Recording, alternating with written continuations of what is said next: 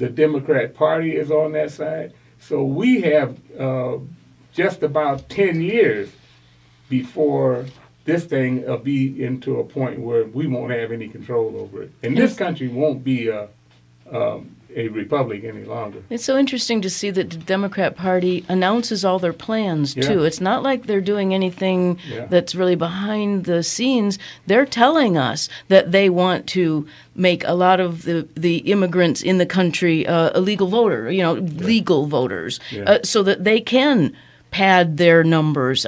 It's so obvious, and yet we just don't do anything about it because we've all been made to feel as if we can't speak the truth about anything. Well, what it is the idea that the Supreme Court has the last word on this subject, and that's not true. And that's wrong as well. Yeah. And so that's the one thing that we have got to stress. I think that should be our focal point in how to bring that Supreme Court back under some kind of authority of the Constitution, because they are outside the bounds of the Constitution. They make rulings, and you and I talked about it before that I had read a statement by a Supreme Court justice. Can't remember who he is. I've been looking for that, and I'm trying to find it. But he said that the constitutional is what we say it is. And from that point on, I have been very, very skeptical of the intents of the Supreme Court. I believe that they are statists, and I believe that they sided with the Democrat Party to turn this into a statist country, a totalitarian ruled by the Supreme Court and a dictator in the White House. And you can see from the last 7 or 8 years that Obama feels that need as that dictator in the White House. And so, I'm reluctant to put somebody in there with his kind of narcissism, and that's the only thing you can say.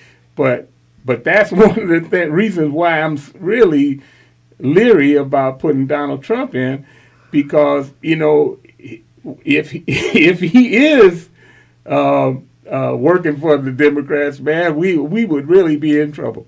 Well, that's the fact. But, how many Republican elitists are working for the Democrats anyway? Now, we already have. Yeah. It was former Chief Justice Charles Evans Hughes, who in a 1907 speech, who said, "We are under a Constitution, but the Constitution is what the judges say it is." Yes. That was the first time that particular statement was used.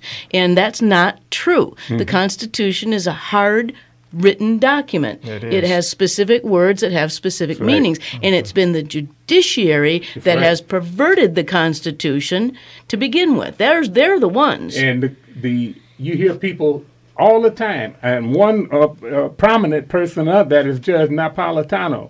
He has gotten, over the years, people have thought, well, this guy knows what he's talking about. But every time I hear him say, it's the law of the land, like it or love it, like it or not, it's the law of no, it's not. The Supreme Court is not the supreme law of the land. The Constitution is. That's right. And that's that same premise that I've been using to explain how we've gotten so far away from what the Constitution says is our right to free exercise of religion. Exactly. It's that Supreme Court that said, well, you have the right to express your religion as long as it doesn't have a compelling governmental interest not to allow you to have freedom of religion. And you know what? So they start that little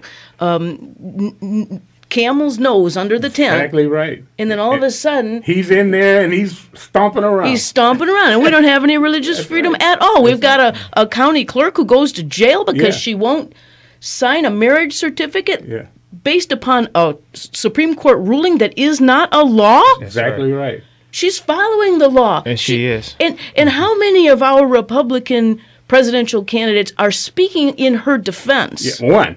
Yeah, one. Huckabee. Huckabee, and it was one that said that Huckabee was wrong and she was wrong. Who was that? Was it Ruby? I think it was Rubio. Not Rubio. No. I think it was Jed or no. Christie. Christie. He's the one that's been saying that this is the law and you have to follow it and all of that. Yeah, right. Okay, you tell that to Meshach and what's his name? What's the rest of them? Meshach. Meshach, Hemac, and Abednego. Abednego, right? Yeah. I mean, they said I'm not going to do it. Yeah. So, but the thing about it is that we have allowed the people in our own party, and this is why we get to this idea that you got the power. Why won't you use it? Why are the Republicans always reluctant to use the power? Are they in on it? I don't know. I don't know, but I can tell you this. The Democrats, they do not hesitate. Just like this Iranian deal. They could stop it. Yeah. They won't do it. Well, they have the power of the media, and that's a big problem that I see because they float out these ideas in the media, whether or not they even believe what they're saying is true. But the people who are not like you and me and Dell, who actually live and breathe politics, and we study all these issues, the majority of Americans don't. So if they hear the media saying, oh, Donald Trump didn't support President Obama not being a Muslim, that's the only thing they think about. They don't go back to the underlying premises where Obama is the guy in a picture with a turban on his head. Matter of fact, you want to play that soundbite. What I want to do is I want to hold that. Because I want to put our caller on here before the break.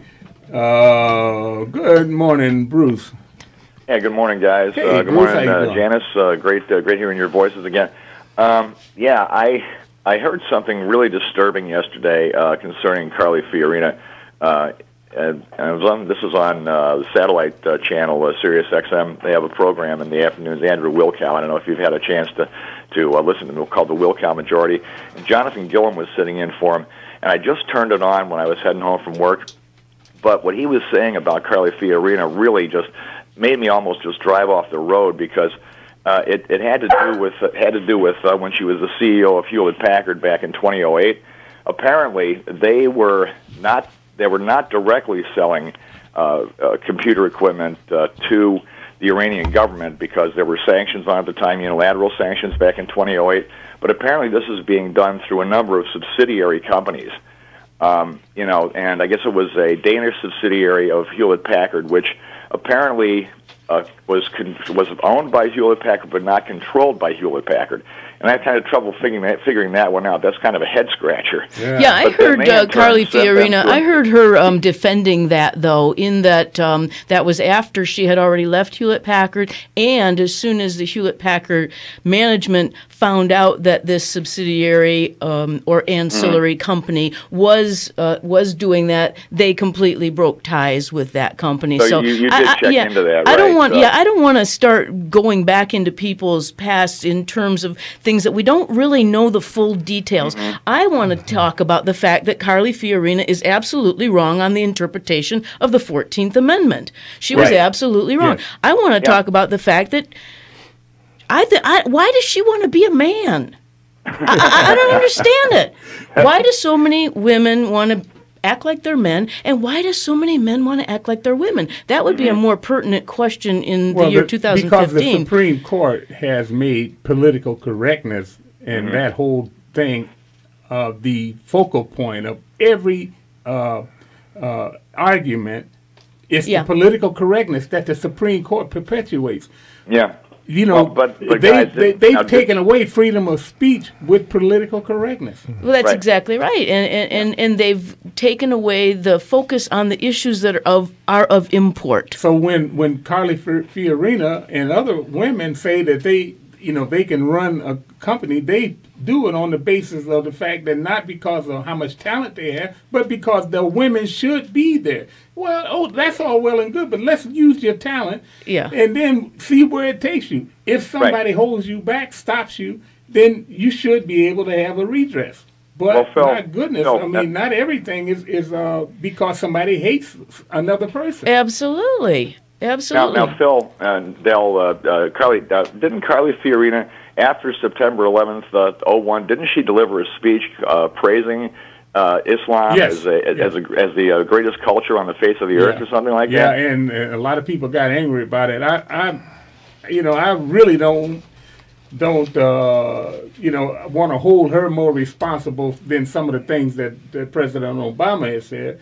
So that's one of the reasons why I didn't say too much about it and haven't said too much about it. But you and I both know that all of the actions that Obama has made toward Islam, why should Donald Trump be the one that defends him? He has to defend himself, and the people have to be the ones that call it to his attention. And they went back. He didn't say it. It was this, he didn't say it. It was this guy that stood up and made those remarks.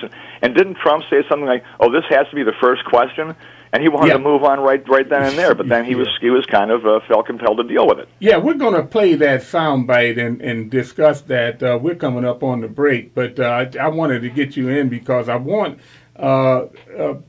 some of the people to think about some of the things that we're getting ready to talk about here in this next half about the direction, because nobody has given a real direction that they want to go. They just want to try to figure out a way to win. And is that because we feel that that Obama has done such a bad job that it's the Republicans' turn to try to do a worse job, or what is it?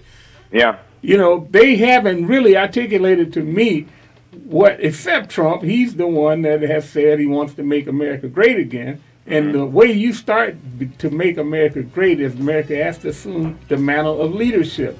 And this country has not had any leadership in the last 8 years. That's right. Okay, guys. Well, thanks a lot for taking the call, as always, and we'll talk to you later. All right. Thanks a lot. Thanks a lot, guys. God bless. Folks, be sure to stay tuned to this next half an hour, because we're going to bring you some things that are coming from our opinion. And if you'd like to join the conversation, that number is 734-822-1600. We'll be back after these messages.